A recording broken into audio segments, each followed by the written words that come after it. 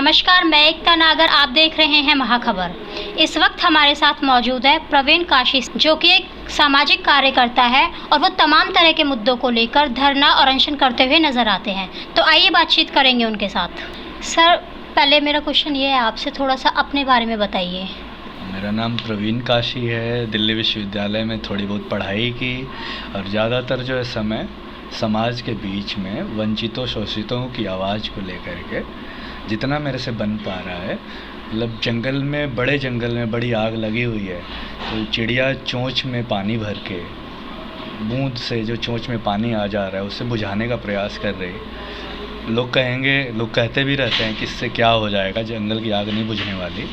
पर मैं उस चिड़िया की कहानी से प्रेरित हूँ। चिड़िया यही कहती है कि जब जंगल में आग लगी थी, इसका इतिहास लिखा जाएगा तो कोई पूछेगा कि आप क्या कर रहे थे, तो मैं बोल सकूँगी या मैं भी बोल सकूँगा कि आग लगी थी तो मैं बुझाना चाहता था, है ना। देखने वालों में से नहीं था कि आग लगी हुई तो मैं देख रहा हूँ। तो अभी मेरा प्रयास जो है, इस देश में, इस दुनिया में जो परेशानी पहले से चल रही थी, बेरोजगारी पहले से चल रही थी, तमाम तरह की समस्याएं, तो अभी विशेष रूप से मैं बेरोजगारी और मज़दूरों की मजदूरी से संबंधित जो न्यूनतम मजदूरी है, उस समस्या को लेकर के एक वोट एक रोज़गार अभियान आंदोलन की शुरुआत किए हुए हूँ।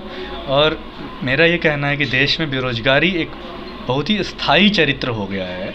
ये अभी लॉकडाउन के दौरान थोड़ा दिखाई देने लगा, लोग इस पे बातचीत करने लगे हैं, चर्चा होने लगी है।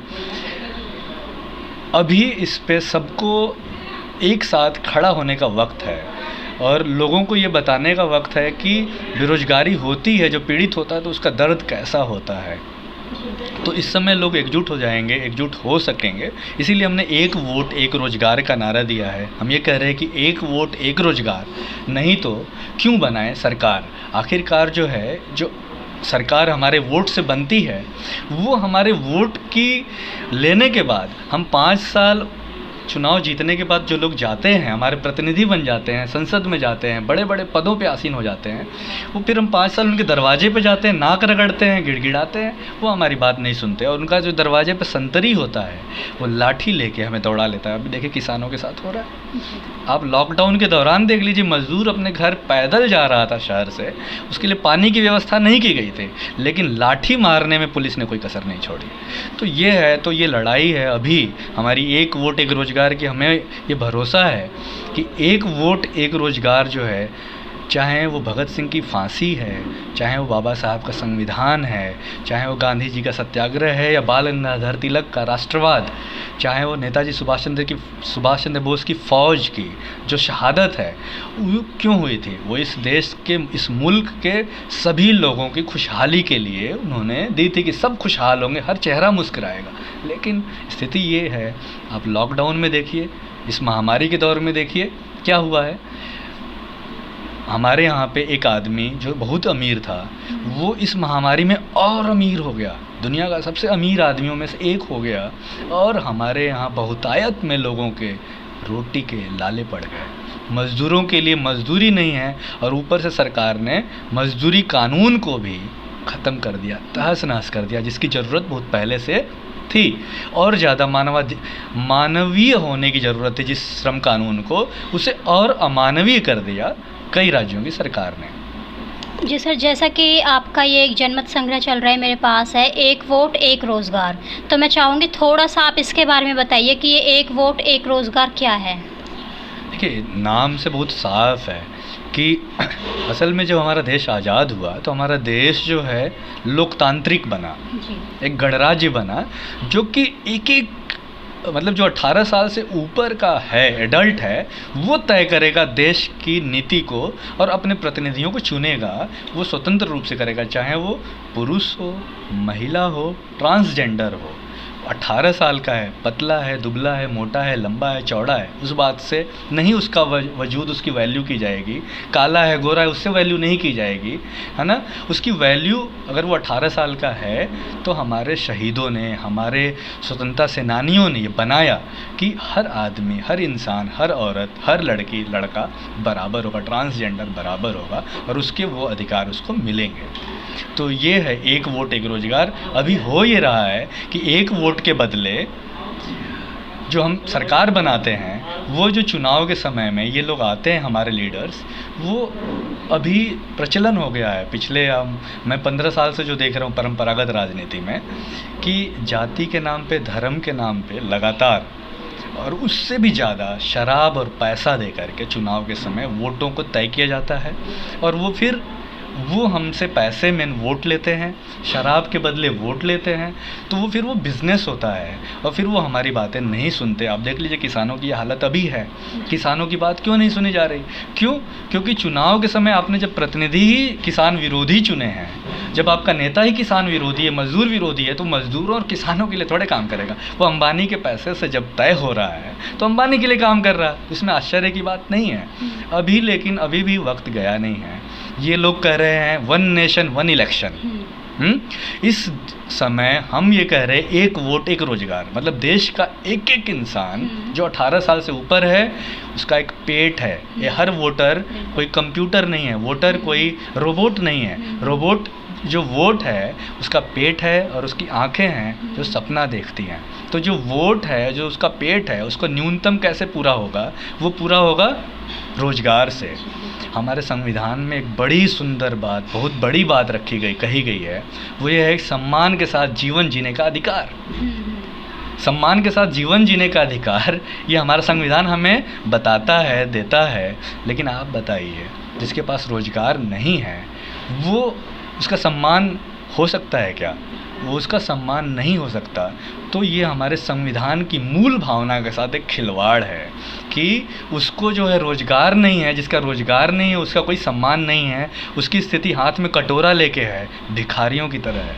तो हम चाहते हैं कि हमारे देश, जो बाबा साहब का संविधान है, या भगत सिंह की जो शहादत है, महात्मा गांधी का सत्याग्रह है, नेताजी सुभाष चंद्र बोस और तमाम हमारे जो स्वतंत्रता सेनानी हैं, उनके सपनों का भारत तभी बनेगा जब उनके तमाम, हम बच्चे हैं उनके, वो हमारे परदादा थे, ठीक है, तो हम उनके बच्चे हैं, उनके बच्चों को रोज़गार मिलेगा तो वो अपना घर चलाएंगे या अपना खुद का स्वाभिमान के साथ जीवन जी सकेंगे। जिसके पास रोज़गार नहीं होता है, उसका स्वाभिमान नहीं होता, उसकी स्थिति कीड़े मकोड़ों की तरह होती है, गिड़गिड़ाते रहते हैं, हाथ फैलाते रहते हैं। जो हाथ फैलाता है उसका सम्मान नहीं है। यह है 1 वोट 1 रोज़गार। सर, आपने पूरा का पूरा एक जनमत संग्रह बनाया है और आप इसे लोगों तक पहुंचाएंगे। तो मेरा सवाल ये है कि मतलब आपने इस जनमत संग्रह को कहाँ तक पहुंचाने के मतलब अभी तक योजना बनाई है कि सिर्फ ये केंद्र सरकार के लिए है या सिर्फ ये दिल्ली की सरकार के लिए है? तो इसके बारे में थोड़ा बताइए। ये जो हमने जो इस कैंपेन को शुरू किया लॉकडाउन के दौरान, जब हमने देखा कि मज़दूरों की समस्या, बेरोज़गारी बढ़ती जा रही है और मज़दूरों का जो अभी कानून था उसे भी तहस नहस कर दिया गया, तो ये हमने दिल्ली में इसे शुरू किया, 5 विधानसभाओं में दिल्ली के।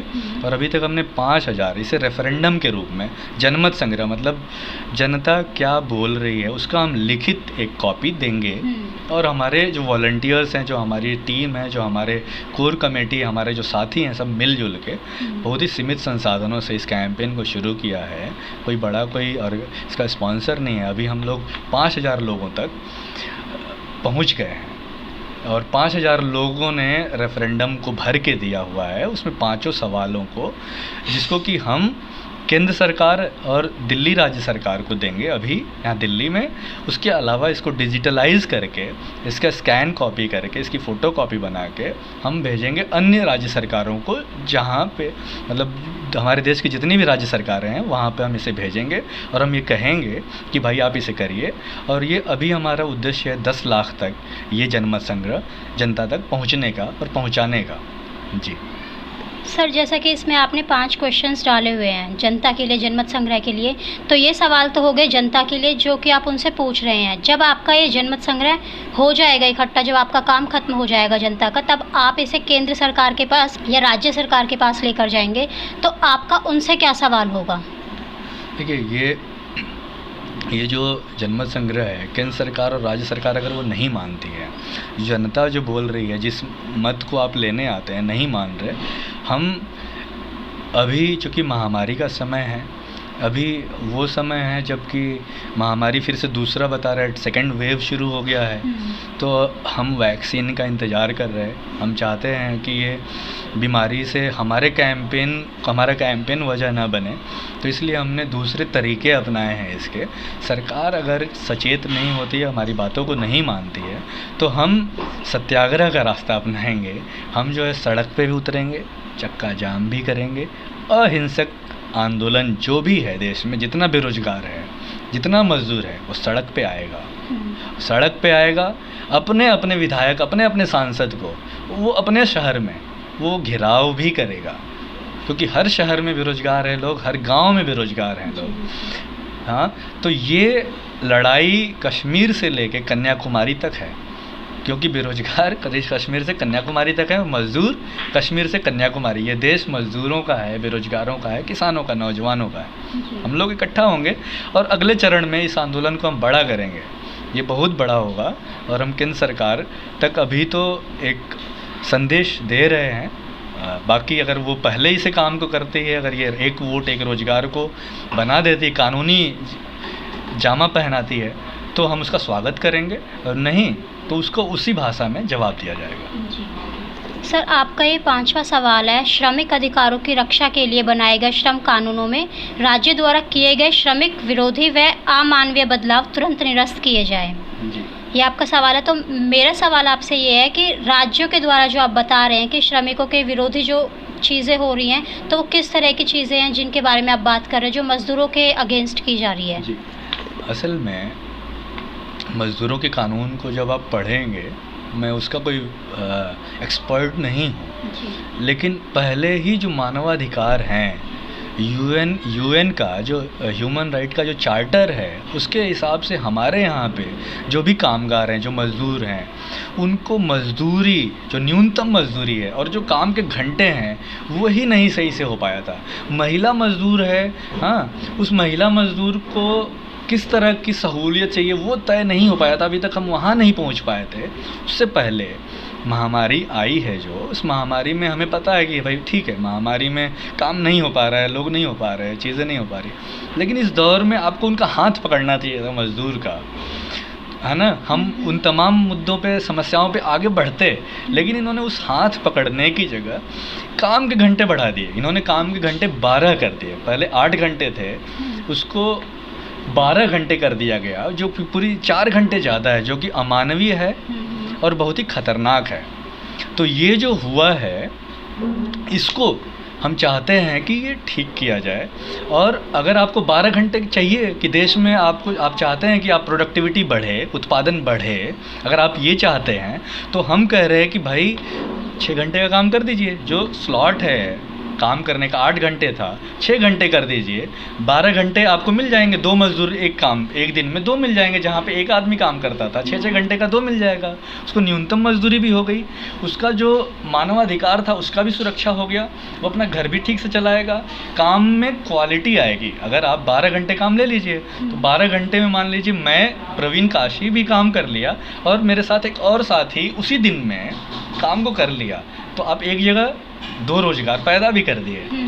तो तरीका अगर वो थोड़ा कंस्ट्रक्टिव करें, ये तरीका जो है, जो किया गया है, ये शोषण का तरीका है, डिस्ट्रक्टिव है, अमानवीय है। तो ये हम कह रहे हैं कि सरकार की जो चिंतन है वो थोड़ा सा मतलब वो उधर जाए, जो गांधी जी का था, बाबा साहेब का था, जो भगत सिंह का था, जो बाल गंगाधर तिलक का था राष्ट्रवाद, नेताजी सुभाष चंद्र बोस किसके लिए फौज खड़ा की? हम बार बार ये बात क्यों कह रहे हैं? क्योंकि ये लोग उन्हीं की मूर्ति, उन्हीं नेताओं का नाम लेकर के देशभक्ति के नारे लग रहे हैं ज़ोर शोर से। तो यहाँ पे ये सवाल ज़रूरी, उन्हीं का नाम लेके हम ये बात कह रहे हैं कि वो क्या चाहते थे, क्या यही चाहते थे? तो ये हमारा 5वां सवाल है जो कि ये पूरा होना चाहिए। ठीक है सर, जैसा कि इसमें नीचे दिख रहा है कि नागरिक का ब्यौरा, यानी कि जब आप जनमत संग्रह लेंगे तो उसमें आप नागरिक का ब्यौरा भी इकट्ठा करेंगे। जैसे कि मैं आपको एक छोटी सी बात बता दूं कि अभी हम स्ट्रीट वेंडर्स के ऊपर एक स्टोरी कर रहे थे, तो लेकिन अभी लॉकडाउन के दौरान की हम उनकी जो सिचुएशन रही है उसके बारे में जानने की कोशिश कर रहे थे, लेकिन वो स्ट्रीट वेंडर्स जो है, जो लोग हैं, वो बोलने के लिए बिल्कुल तैयार नहीं है। तो आपके इसमें जो नागरिक का जो ब्यौरा है उसमें नाम के साथ साथ उनका जो है मोबाइल नंबर और आधार नंबर भी यहाँ पे है। तो मतलब आपको क्या लगता है कि लोग इस वाले कॉलम को भरेंगे और इस तरह की बात आपकी मान पाएंगे? वो आपका सवाल बहुत सही है।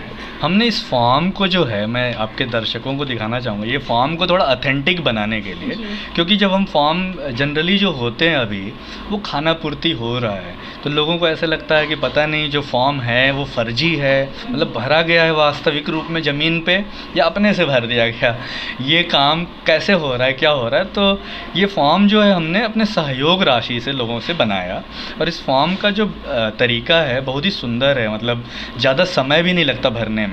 इसमें टिक मार्क करना है, उसके नीचे जो नागरिक ब्यौरे के ऊपर आपने सवाल खड़ा किया, तो इसमें हम कुछ चीज़ें मांग रहे हैं जिससे कि सरकार को भी लगे, एजेंसीज़ को लगे कि ये ऑथेंटिक है। हम न्यायपालिका के सामने भी ले जाएं कल को तो कहे कि हाँ ये ऑथेंटिक है। तो इसमें नाम है, उम्र है, उसके अलावा जो हमने पूछा है कि मज़दूर है, मज़दूर 2 तरह के 3 तरह के हैं, ठेका मज़दूर है, संविदा कर्मचारी है, ठेका कर्मचारी है, स्वरोजगार करता है, कुछ लोग रेहड़ी पटरी, आप बोल रहे वेंडर करते हैं, कोई प्राइवेट नौकरी करता है, उसमें बहुत तरह के काम आ जाते हैं, कोई ड्राइवर है, कोई कुछ है, किसान है, छात्र है या बेरोजगार है। उसके अलावा हमने मांगा है वार्ड, जिला और प्रदेश, ठीक, गांव का नाम। उसके अलावा एक मोबाइल नंबर। मोबाइल नंबर इसलिए क्योंकि मोबाइल नंबर जो है, कई बार आखिरकार हमने नाम तो हम भी लिख देते, रीता, सीता, गीता, रामू, श्यामू, कुछ भी लिखते हैं, लेकिन उससे क्या होगा कि पता नहीं चलेगा कि रामू ने भरा है या नहीं भरा है। तो ये नंबर इसलिए लिया है कि एक परिवार में अगर एक मोबाइल नंबर भी है, मान लेते हैं पूरे देश में सबके पास मोबाइल फ़ोन नहीं है, लेकिन अगर एक मोहल्ले में भी एक मोबाइल नंबर है तो कम से कम ये पता चल जाएगा कि यहाँ पे रेफरेंडम हुआ था, जनमत संग्रह हुआ था, ये फर्जी नहीं है, इसलिए हमने लिया है, ये ऐच्छिक है। और आधार नंबर हम नहीं ले रहे हैं। हाँ, आधार नंबर जो है ऐच्छिक है, अगर कोई भरना चाहे तो भरे। हमने जो नए फॉर्म बनाए वो हमने ऑप्शनल रखा हुआ है। तो ये इसलिए है कि हमने जो फॉर्म बनाया है ये ऑथेंटिक है, उसके अलावा नागरिक का हस्ताक्षर है, और हमने इस तरह से इस फॉर्म को कोशिश कर रहे हैं कि हम लोगों के बीच में, जो लोगों के पास भी जाए तो ऐसा लगे कि ये कार्यक्रम जो है खाना पूर्ति नहीं है, ये केवल आंदोलन के नाम पे खाना पूर्ति नहीं है। ये बात जो है हमारी गंभीर है और हम इसके लिए गंभीर हैं। हम लोग, मतलब देखिए, देश में आंदोलन रोज़ हो रहे हैं, हमारे जैसे 1 करोड़ से ज़्यादा एक्टिविस्ट हैं देश में। अभी हम सुबह ही बात कर रहे थे कि हमारे यहाँ पे करोड़ों की तादाद में एक्टिविस्ट हैं, करोड़ों की तादाद में NGO हैं, करोड़ों की तादाद में लीडर्स हैं पॉलिटिकल पार्टी के। उसके बाद भी देश की ये हालत है। आप देश की आज़ादी से पहले देखिए, हमें मुट्ठी भर अपने क्रांतिकारियों का नाम पता है, मुट्ठी भर, एकदम गिनतियों के, और वो मुट्ठी भर लोगों ने अंग्रेज़ों के छक्के छुड़ा दिए। लेकिन हम अपने देश को करोड़ों लोग मिल के, करोड़ों जर्नलिस्ट हैं, करोड़ों प्रोफेसर्स हैं, करोड़ों टीचर हैं, मिल के अपना मोहल्ला, अपना देश ठीक नहीं कर पा रहे हैं। तो ये इसलिए है क्योंकि ये सवाल जितना ही चिंतन, जितना ही दूसरों को है, उतना ही सवाल ये हम पर भी है। तो इसको ठीक करने की कोशिश एक कवायद है, देखते हैं। बाकी आप लोगों का अगर रहा कि ये बात सही, आप भी समीक्षा करेंगे, विश्लेषण करेंगे कितना दूर तक चलते हैं, लेकिन हम इसे लंबा ले जाएंगे। और ये 1 नेशन 1 इलेक्शन कहेंगे, हम 1 वोट 1 रोज़गार कहेंगे। जितनी बार ये कहेंगे, 1 नेशन 1 राशन कहेंगे, हम 1 वोट 1 रोज़गार कहेंगे। क्योंकि हम ये जो खाना पूर्ति हो रही है ना, कि 5 किलो चावल, 5 किलो चना, आटा, राशन, तो ये 5 किलो राशन की जो बात है, ये हम नहीं चाहते।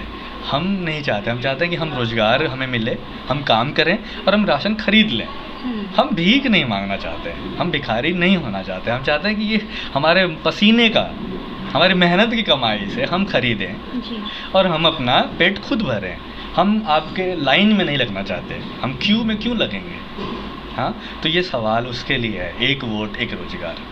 सर, आपके ये सारे सवाल तो हो गए सरकार से, लेकिन आपने जो ये पूरा जनमत संग्रह बनाया है, आप इसके लिए मतलब जिन लोगों से आप ये जनमत संग्रह करवाने वाले हैं, उन लोगों को क्या मैसेज देना चाहेंगे हमारे चैनल के माध्यम से?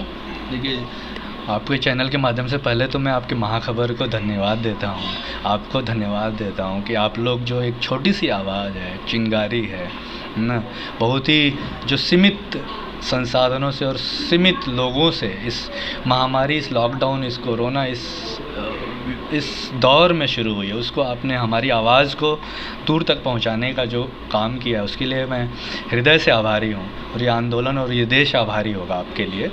और साथ में मैं ये बात कहूँगा आपके दर्शकों से, या जो लोग भी हमारे साथी सुनेंगे इस हमारे कैंपेन अभियान के बारे में, कि देखिए, अगर हम लोग एकजुट हो जाएंगे, आप एक वोट देने जा रहे हैं, चाहे कहीं भी राज्यों में चुनाव होने वाला है, आप किसी भी पार्टी को वोट देने जा रहे हो, उससे पूछिए कि इस वोट के बदले सिर्फ एक ही बात हमें चाहिए, वो है रोज़गार। बाकी हम खुद से कर लेंगे, बाकी खुद से हमें करना आता है। तो अगर आप ये बात लेके जाएंगे तो सभी नेताओं के लिए एक मुश्किल होगी, क्योंकि वो जानता है कि उसके जो कैडर हैं, उसके बड़े सपोर्टर हैं, उसके हार्डकोर कैडर हैं, उनका भी पेट है, वो भी रोज़गार के चक्कर में उनके नारे लगा रहे हैं। तो अगर ये एक वोट एक रोज़गार का नारा, चाहे आप किसी के भी समर्थक हों, XYZ, हम नहीं कह रहे कि आप जो है हमें आके उसको छोड़ दीजिए, ठीक है, आप उनके साथ रहिए, बस एक वोट एक रोज़गार बोलिए, कहिए कि आप हैं नेताजी, आप हमारे नेता रहेंगे, बने रहेंगे, आप हमें एक वोट के बदले सिर्फ एक रोज़गार दे दीजिए। यही आपके दर्शकों से हमारा निवेदन है, यही हमारी अपील है। धन्यवाद। ठीक है सर, आपका बहुत बहुत धन्यवाद हमारे चैनल से जुड़ने के लिए। ठीक है, तो ये थी हमारी बातचीत प्रवीण काशी से। अगर आप हमारे इस वीडियो को हमारे YouTube चैनल पर देख रहे हैं तो हमारे चैनल को सब्सक्राइब करें, और अगर आप हमारी ये खबर हमारे Facebook पेज पर देख रहे हैं तो हमारे पेज को लाइक और शेयर करना ना भूलें। धन्यवाद।